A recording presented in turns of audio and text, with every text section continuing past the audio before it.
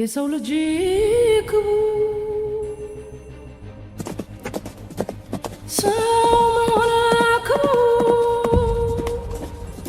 ሰው ሞቷል ሰው ሊያድን ሰውን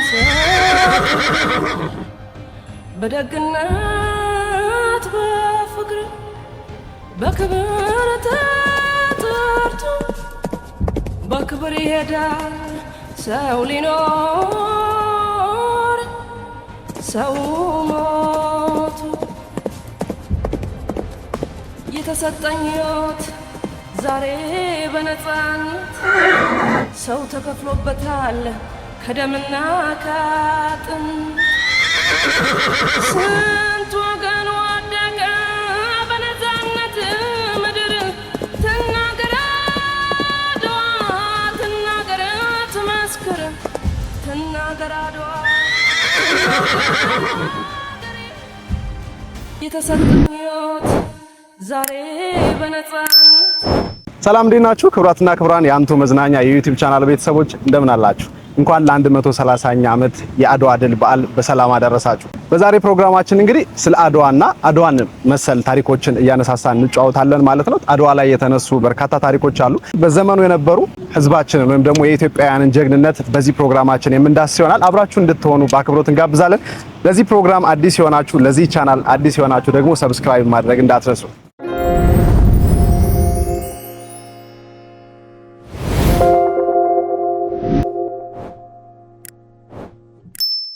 130 ዓመታትን ወደ ኋላ መለስ ብለን የዛሬ ዕለትን ብናስብ ማለትም ደግሞ የካቲት 23 1988ን ብናስብ በዛሬው ዕለት በኢትዮጵያ አራቱም አቅጣጫ መላ ኢትዮጵያውያን በጋራ በመሆን በአንድ ድምጽ በአንድ ልብ ልዩነትን ሳያስቡ በጋራ የመጣባቸውን ወራሪ ጠላት ለማሸነፍ የዘመቱበት የተመሙበት ዕለት ነበር። በዚህ ዕለትም ለመላ ጥቁር ህዝቦች ድል የሆነውን የአድዋ ድልን ያከበሩበት ያስመዘገቡበት ዕለት ነበር።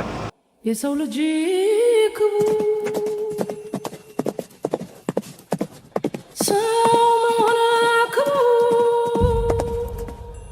ሰው ሞቷል ሰውን ሲያከብር በደግነት በፍቅር በክብር የአድዋ በዓል ሲነሳ ወይም ደግሞ የአድዋ ድል ሲነሳ ፈጽሞ የማይረሳው የንጉስ ሚኒሊክ አዋጅ ነው።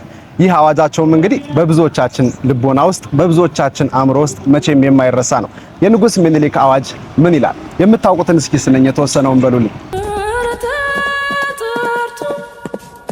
በክብር ይሄዳል ሰው ሊኖር እግዚአብሔር በቸርነቱ እስካሁን ጠላት አጥፍቶ ሀገር አስፍቶ አኖረኝ። የሰው ልጅ በእግዚአብሔር ቸርነት እስካሁን ገዛው። እግዚአብሔር በቸርነቱ እስካሁን ጠላት አጥፍቶ ሀገር አስፍቶ አኖረኝ። እኔም እስካሁን በእግዚአብሔር ቸርነት ገዛው። እንግዲህ ብሞትም ሞት ለሁሉ ነውና ስለኔ ሞት አላዝን።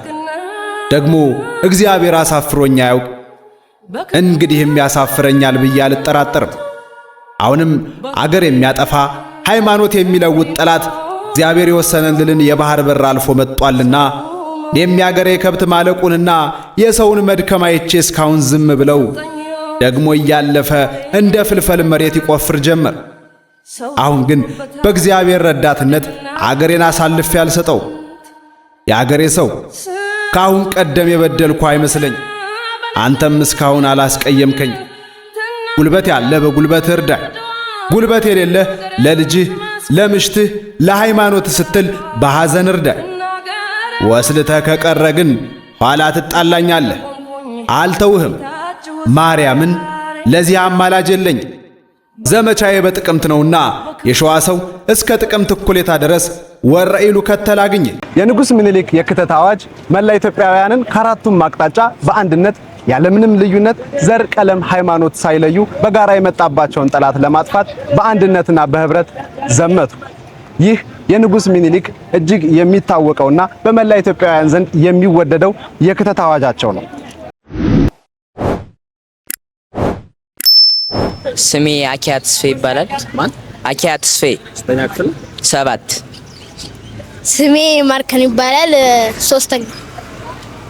ስሜ ዳግም ወንድሙ ይባላል ክፍሌ 4ኛ ሀ። በጣም ተማሩ።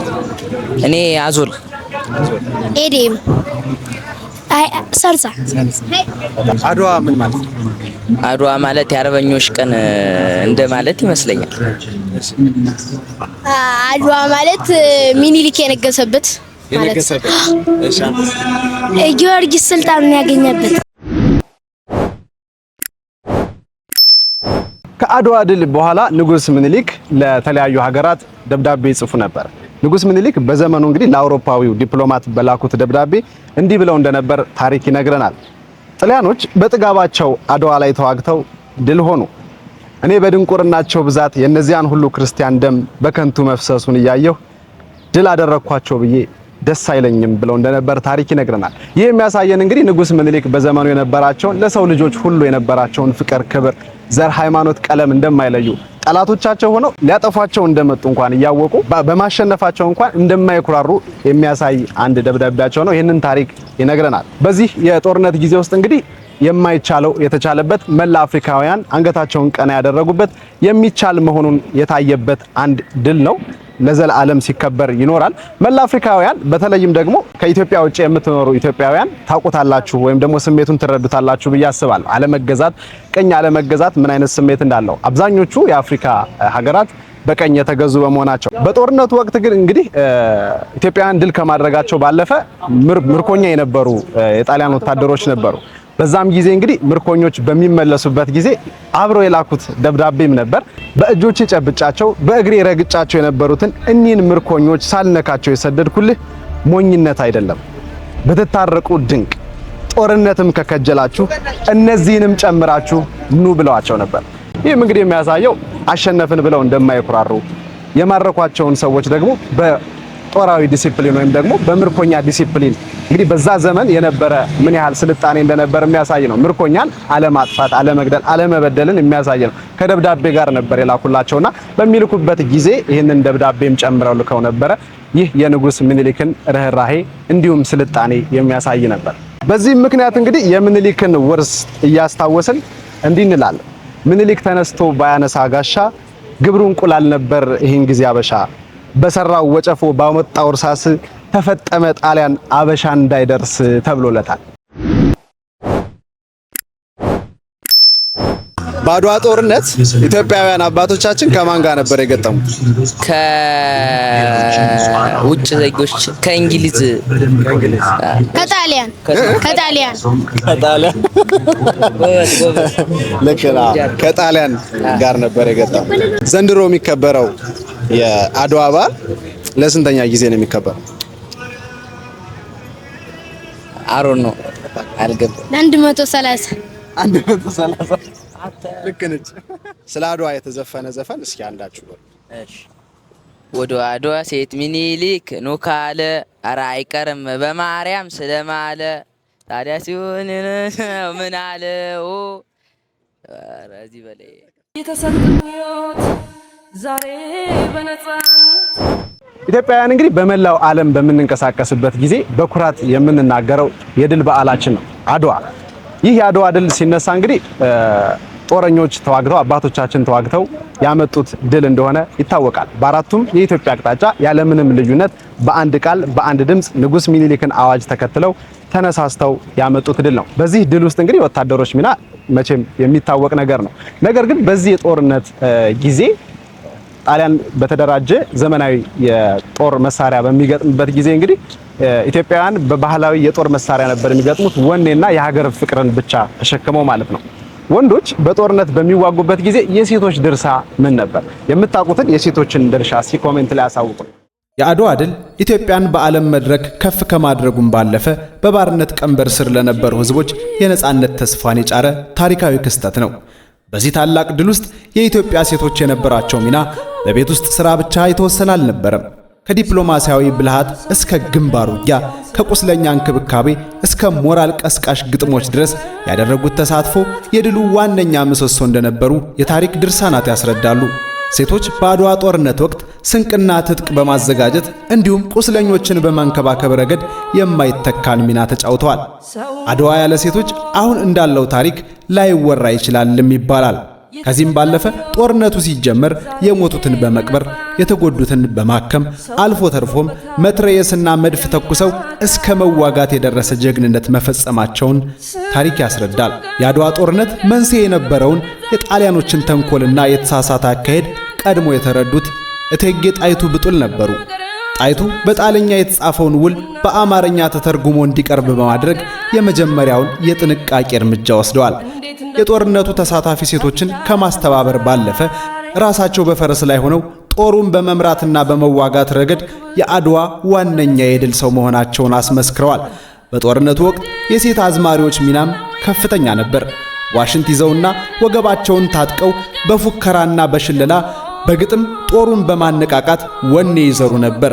ይህ የሞራል ድጋፍ ወታደሩ ለሀገሩ በቆራጥነት እንዲዋጋ ትልቅ ግብአት ሆኗል። አድዋ ዛሬ ናት፣ አድዋ ትላንት፣ መቼ ተነሱና የወዳደቁት የተሰጡኝ ሕይወት ዛሬ በነፃነት። የንጉስ ሚኒሊክ ሚስት ወይም ባለቤት ማን ይባላል? እትዬ ጣይቱ ዛሬም ንጉስ ናት። ዛሬም ንጉስ ናት። ዛሬም ንግስት ናት ነው። እቴጌ ጣይቱ ልክ ነው። በጣም አመሰግናለሁ። እናንተ ስታድጉ ምን መሆን ነው የምትፈልጉ? ያው እኔ የተቸገሩ ሰዎችን በመርዳት ብሰማራ ደስ ይለኛል። ኳስ ተጫዋች። ሜሲ። የማን ደጋፊ? አርሰናል። እኔ ፓይለት መሆን። በጣም አመሰግናለሁ። በትምህርታችሁ ጎብዙ። አባቶቻችን ያሳፈሩትን ጠላት እኛ ደግሞ ጠላታችን ምንድነው? ድህነትና ረሃብ፣ ጦርነት፣ እነዚህ ነገሮች የምናሸንፈው በመማር። ንጉስ ምኒልክ ለምንድነው እምዬ ምኒልክ የሚባሉት? እንግዲህ የአድዋ ድል ለመላ አፍሪካውያን ለመላ ጥቁሮች ድል የሆነውን ድል ያስመዘገቡት ንጉስ ለምንድነው እምዬ ምኒልክ የሚባሉት? የምታውቁትን እስኪ ንገሩኝ። እንግዲህ እምዬ ምኒልክ ከሚባሉባቸው በርካታ ምክንያቶች ውስጥ የመጀመሪያውና አንደኛው ተብሎ የሚነገረው ወይም ደግሞ ታሪክ የሚነግረን አሽከሮቻቸውና ወታደሮቻቸው ግብር ሳይገቡ ወይም ደግሞ እህል ሳይቀምሱ አይመገቡም ነበር። እምዬ ምኒልክ በየትኛውም የጦር አውደ ውጊያ ውለው ሲመለሱ አሽከሮቻቸው ወይም ወታደሮቻቸው ምግብ ሳይመገቡ እሳቸው በፍጹም አይቀምሱም ነበር። እንደውም በአንድ ወቅት የምኒልክ አዝማች ወደ ምኒልክ ቀርቦ ግብር እንዲገቡ በጠየቃቸው ጊዜ መጀመሪያ ወታደሮቹ ይብሉ፣ አንተም ፈረስህን ካሽከር ተቀበለ ያዝና እሱ ይብላ አሉት ይባላል። ይህ እንግዲህ ለአገልጋዮቻቸው፣ ለታዛዦቻቸው፣ ለበታቾቻቸው ያላቸውን ክብር ሞገስ የሚያሳይ ነው። በዚህም ርህራሄያቸውና በዚህም ፍቅራቸው የተነሳ እምዬ የሚለው ማዕረግ በህዝባቸው ዘንድ ተሰጥቷቸዋል። የተሰጡኝ ሕይወት ዛሬ በነፃነት። ለዚህ ድል መሳካት ወይም ደግሞ ለዚህ የጦርነት ድል ደግሞ ፈርቀዳጅነት ወይም ደግሞ በአንደኝነት ከሚጠቀሱት ውስጥ ከኪነ ጥበብ ስራዎች ውስጥ ማለት ነው አዝማሪዎች ወይም ደግሞ ሽለላና ቀረርቶ የሚያቀርቡ ሰዎች ከፊት ሆነው በመምራት ለወታደሮች ወኔ በመሆን ከፊት ሆነው እያቀራሩ እየሸለሉ ለወታደሮች ወኔ በመሆን ለዚህ ድል መመዝገብ ፈርቀዳጅ እንደሆኑ ይነገራል። ስለዚህም እንግዲህ የኪነ ጥበብ ሙያ ወይም ደግሞ ሽለላና ቀረርቶ በዚህ ጦርነት ውስጥ ትልቅ ሚና ከነበራቸው ነገሮች ውስጥ አንደኛው ነው። የፈረስና የወታደሮች እንዲሁም ደግሞ የመላ ኢትዮጵያውያን ሳይረሳ ማለት ነው። ነገር ግን ወታደሮችን በማነቃቃት ደረጃ ቀረርቶና ፉከራ የሚያቀርቡ ሰዎች ግንባር ቀደም ነበሩ።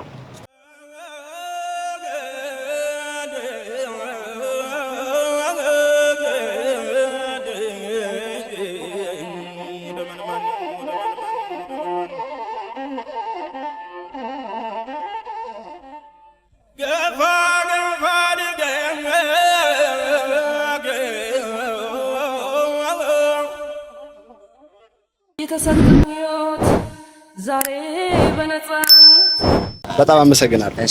ሰላም ተመልካቾቻችን፣ ፕሮግራማችን ስለተከታተላችሁ እጅግ አድርገን እናመሰግናለን። በፕሮግራማችን እንደተዝናናችሁ ተስፋ አደርጋለሁ። ሌሎች የአንቱ መዝናኛ ቪዲዮዎች እንዲደርሳችሁ ሰብስክራይብ በማድረግ የደወል ምልክቷን መጫን አይርሱ። በጣም እናመሰግናለን።